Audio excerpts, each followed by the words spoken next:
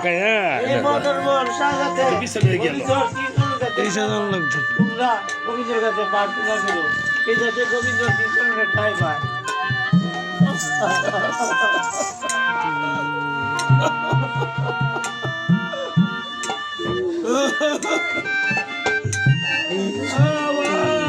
আমি বাড়িতে গেলে আমার ঘর শুরু করে বাজাইছে বাবা মা দেখি জিনিস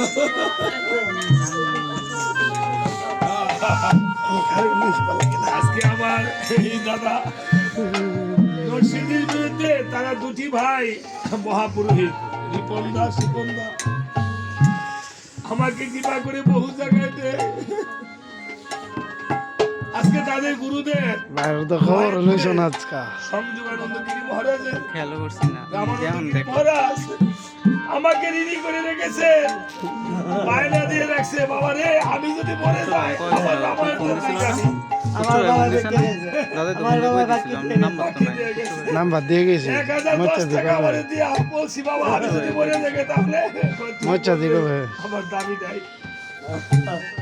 আজকে এই রশিদি আনা সেখানে আসি বাবা অনেক দূর দূরান্তে যাই, মুছে দি বুধবার দিন আমিও ভাতৃহারা একজন আপনাদের কাছে আশীর্বাদ চাই। তারও মা নাই কিছু নেই তার মা এই দুটি সন্তানের জন্য আপনারা আশীর্বাদ করবেন, তারা যেন লটকুশের মতো তারা যেন ভালো থাকে। দোতলা নিয়ে দে আজকে মার জন্য বাবার জন্য ওদের যে পোস্টার আমার হাতে স্টার দক্ষিণা আছে। দিছে পোস্টার এই স্টেশন টাকাটা এটা যেন না তার বাবার পায়ের করি হিসাবে যায়। আজকে পিতা হারানো একটি গান আমি আপনাদেরকে দিব, আমি তো আর কিছু দিতে পারবো বাবা না। দাও ও তাদের জন্মের মতো বাবা গেছে চলে,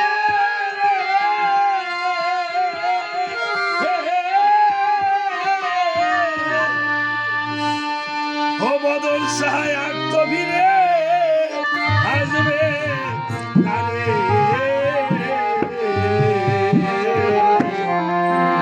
বাবা বলে ডাকবে কারে, জানা পিতা হারা হইল ভবে।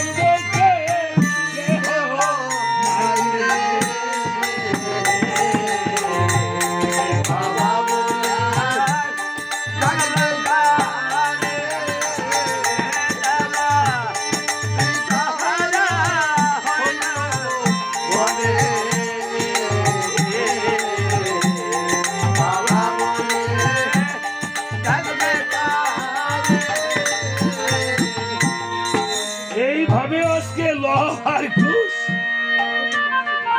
মায়ের কাছে গিয়ে যখন কাঁদছে বাবাকে পাওয়ার জন্য,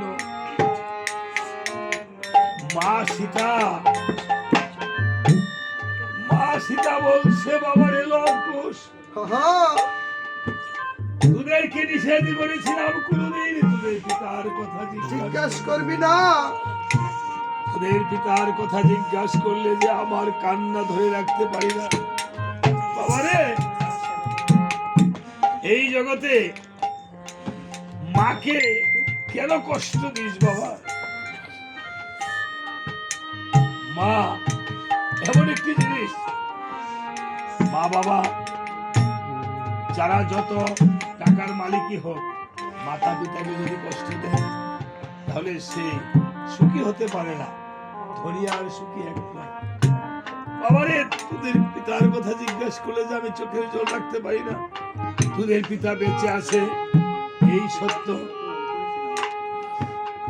আজকে যেমন এই মদন শাহ তো মরে নাই, ওনার সূক্ষ্ম দেহ এই আসরে রয়েছে। ওনার সহধর্মিনী যিনি অক্লান্ত বদনে, আহত নয়নে, আপ্লুত নয়নে ওনার বুকটা ছিঁড়ে যদি দেখানো যেত তাহলে দেখতেন পদ্মার চরের মতো চর করে রয়েছে। আজকে সন্তানেরা হয়তো এই মায়ের মধ্যে বাবাকে ফিরে পাবে, কিন্তু তাদের মা যেন বেঁচে থাকে ঠাকুরের কাছে আমি প্রার্থনা করছি। লব কুশ বলছে মা তোমাকে কি কোনো কান্নার মাটি দিয়ে বানিয়েছে? তোমাকে যখন জিজ্ঞাসা করি পিতার কথা শুধু কাঁদো আর কাঁদো, আর কোনদিন পিতার কথা জিজ্ঞাসা করবো না। আর কোনদিন এই জগতে অনেক সন্তানেরই মা চলে যায়। আবার বাল্মীক করে এসেছে, বাল্মীক করে এসে বলছে লক্ষ্মণ ভাইগণ তোরা কোনদিন আর মাকে বাবার কথা জিজ্ঞেস করবে না। তোদের পিতার সাথে যদি আমার পরিচয় করাতে হয় তাহলে আমি বাল্মীক করি তোদের পিতার সাথে পরিচয় করিয়ে দেব। এই বলে লব কুশকে বলছে তোদেরকে আজকে আমি অস্ত্রবিদ্যা, ধনুর্বিদ্যা এবং সপ্তগ্রহ আমার সমস্ত কিছু শিখাবো। এই বলে লব কুশকে ডেকে ডেকে আসো বলছে লব কুশ ভাইগণ তোমাদেরকে এই চিত্রকূট পর্বতে দায়িত্ব দিব তোমাদেরকে, এবং তোমাদেরকে অস্ত্রবিদ্যা, ধনুর্বিদ্যা শিখাবো, সবই শিখাবো। হ্যাঁ, তোমরা কিভাবে যুদ্ধ করতে হয় যুদ্ধ শিখাবো। শিখবো। তোমরা শিখবে? শিখবো। বলো শিখবো। হ্যাঁ শিখবো, ঠিক আছে। এটি অভিনয়, অভিনয় শিখলে ভালো, তাই না? এই জগৎটা একটা অভিনয়, ঠিক আছে? জগৎটা সব একটা অভিনয়।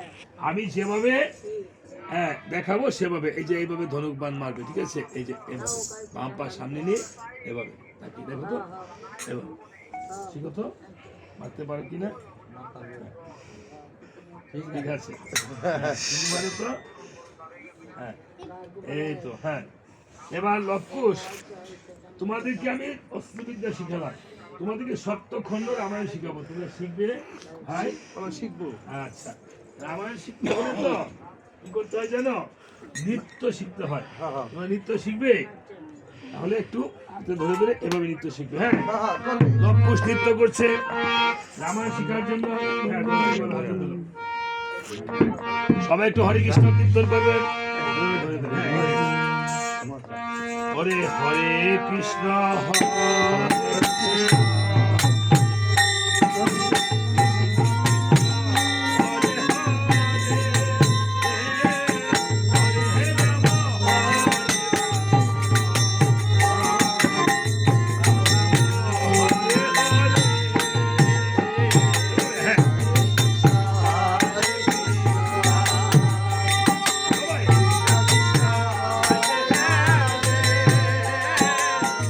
Hare Rama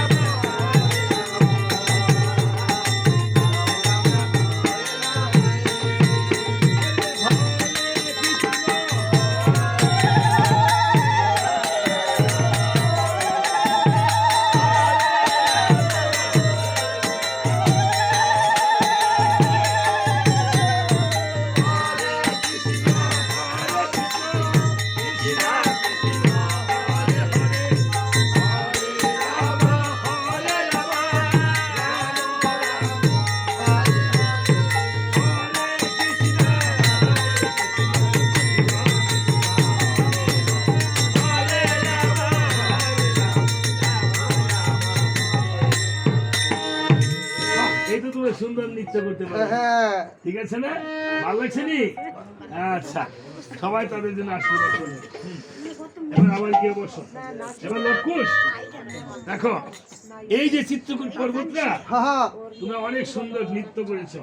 এবার তোমাদেরকে আমি আশীর্বাদ করবো, সপ্ত করলাম, তোমরা 6 লাখ গ্রহণ করলাম। হ্যাঁ এই চিত্রকূট পর্বতের মধ্যে আমি গিয়ে একটু তপস্যা করবো। করবো তুমি এই তপোবনটা দেখে রাখবে, হ্যাঁ আর যা খুশি তা খাবে। খাবে হ্যাঁ, অস্ত্রবিদ্যা ধনুর্বিদ্যা পারদর্শী হবে, বেদ শিক্ষা গ্রহণ করবে। ঠিক আছে, লেখাপড়া করবে, অনেক বড় হবে ঠিক আছে, আশীর্বাদ করে দিলাম।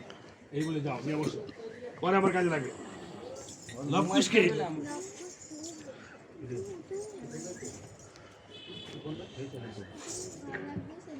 লবকুশকে এই তপবনের দায়িত্ব দিয়ে আমি বাল্মীকি চিত্রকূট পর্বতে চলে গেল। আর এদিকে রামচন্দ্র সুমন্ত্রকে পাঠালো